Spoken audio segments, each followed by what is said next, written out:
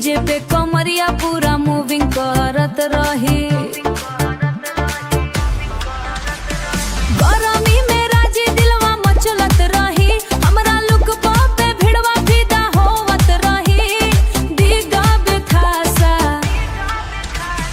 तोहरे खातिर जानू पावर बढ़ा देब। कुर्ती में मिनी कूलर फिट करा दे, तोहरे झटका पे दिलवा उड़त रही। स्टेज पे पब्लिकवा शोर करही कान के सुडर। तोहरे चाल में करंट बा भारी, देखते ही बन जानी हम दीवाना। तो ही वान तोहारी चौरत यार, तोहरे प्यार के हवा जब लागेला, गरम में भी दिलवा ठंडा हो जाला करा।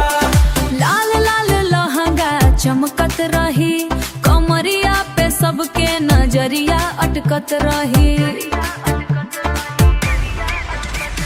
डीजे वाला बिटवा बजावत रही, उठ के दीवाला बारी पावत रही। फूला डीगा बेखासा कूले कुर्ती लगाल कूलिंग करत रही। दीगा बेखासा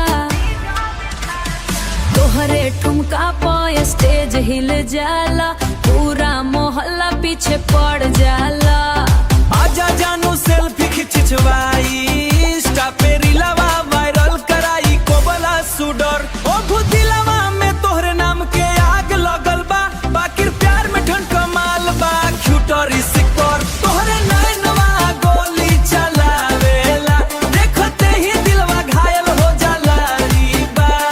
डीजे पे जब हम झूमे लगनी, लड़का सब पागल होखे लगनी। होठवा पे लाली चमकत रही, होठवा में नैना बारी चमकत रही। फूला डीगा बेखासा कूले कुर्ती लगाल कूलिंग करत रही। डीगा बेखासा